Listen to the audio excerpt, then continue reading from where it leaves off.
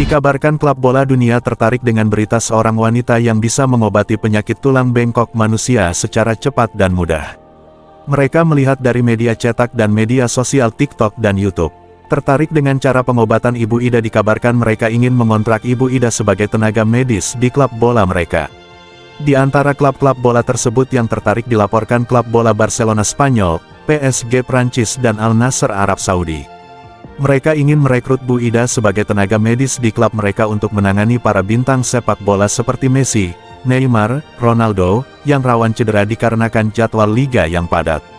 Ida Dayak, sosok perempuan fenomenal belakangan ini. Bukan karena tampilan, kaleng-kaleng, untuk cari sensasi. Ia hadir untuk membantu orang banyak. Mereka yang membutuhkan pertolongan karena mengidap berbagai penyakit. Tidak seperti tabib lain, Ida Dayak melayani pengobatan secara gratis alias free cash. Caranya pun unik. Selain tampil dengan atribut budaya Dayak, pengobatan dilakukan dengan pijitan minyak bintang secara sederhana, plus doa-doa dan tarian kecil khas suku Dayak. Bukan hanya itu, gaya pengobatannya pun sangat komunikatif. Tanpa membedakan agama, suku, dan kepercayaan. Semua dilayani dengan riang, seakan tiada batas psikologis antara dirinya dengan pasien. Tempatnya pun di ruang-ruang terbuka, seperti pasar, halaman rumah, atau tanah lapang. Siapapun boleh lihat, boleh foto atau tag video. Bebas, tidak ada yang ditutupi. Pengobatan secara humanis inilah yang menjadi magnet publik berbondong-bondong datang. Para pasien seperti ketemu ibunya sendiri. Ramah, menghibur, dan kelihatan kasih sayangnya. Masyarakat seakan menemukan momentum yang sangat dirindukan selama ini di tengah mahalnya biaya medis rumah sakit. Daya linui, Ida Dayak telah menyihir banyak kalangan. Ia dinilai mampu mengobati berbagai penyakit dalam sekejap, khususnya kelainan tulang. Ibarat tukang sulap, tangan yang bengkok, kaki yang lumpuh, mulut yang keluh, dan lain-lain, hanya dipijit dengan minyak warna merah, seketika sembuh. Ajaib, tidak sedikit keluarga pasien menangis terharu. Fenomena pengobatan alternatif Ida Dayak pun jadi perhatian banyak orang. Silih berganti orang terkenal pada memuji. Tidak sedikit tokoh publik memanfaatkan jasanya, seperti Hendro Priyono, mantan Panglima TNI, Guru Soekarno Putra, Ali Muchtar Ngabalin, dan masih banyak lagi. Bahkan mantan Menteri Kesehatan, Fadila Supari, menurut pengakuannya di salah satu acara sebuah TV sempat meneteskan air mata setelah melihat di media betapa bahagianya rakyat yang mendapatkan pertolongan Ida Dayak. Rakyat sangat terharu atas kebaikan dan kepedulian Ida Dayak yang ikhlas dan peduli tanpa bayaran. Meski demikian, tidak sedikit orang yang mencela dan menuduh ini dan itu. Apalagi kalangan dokter yang hanya percaya pada prinsip keilmuan barat. Sebagian orang memojokkan Ida Dayak telah melakukan praktik perdukunan. Ada pula yang menyamakan fenomenanya seperti aksi bocil ponari asli Jombang, Jawa Timur beberapa tahun lalu. Konon, ponari dipercaya dapat mengobati berbagai penyakit dengan modal batu ajaibnya. Entahlah, terlepas dari kontroversi itu, telah muncul pertanyaan kritis. Bagaimana Islam memandang sains medis dan munculnya fenomena Ida Dayak? Teori-teori sains medis seakan dimentahkan oleh cara pengobatan Ida Dayak. Pertanyaan itu mengemuka meski memang agak sedikit rumit untuk menjawabnya. Jika dilacak dalam sejarah, Islam sebetulnya sangat mendukung pendekatan medis.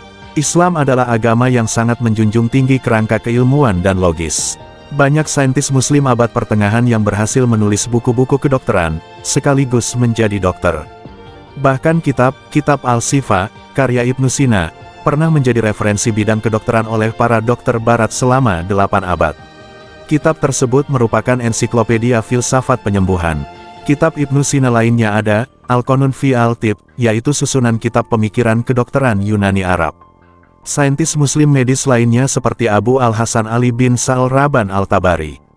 Ia menulis kitab berjudul, Firdaus Al-Hikmah, Surga Hikmah, yang menjadi salah satu mahakarya ilmiah mengenai obat-obatan tertua dalam bahasa Arab. Ia juga menulis ensiklopedia mengenai pediatri dan tumbuh kembang anak. Ada juga Al-Razi atau Abu Bakar Muhammad bin Zakaria Al-Razi. Di dunia barat ia dikenal dengan nama Razes atau Al-Bubator. Ia merupakan dokter muslim terbesar dan ilmuwan yang paling produktif.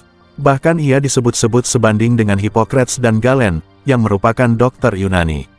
Pada masanya, ia juga memimpin pengetahuan medis yang terkenal dalam menjaga kesehatan tubuh dan pikiran.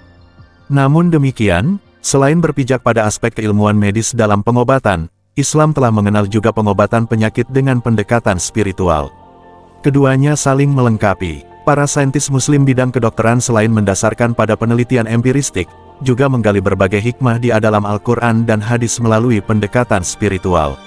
Apalagi berdasarkan banyak penelitian, penyakit fisik juga bisa ditimbulkan oleh faktor psikologis, khususnya kondisi spiritual yang buruk.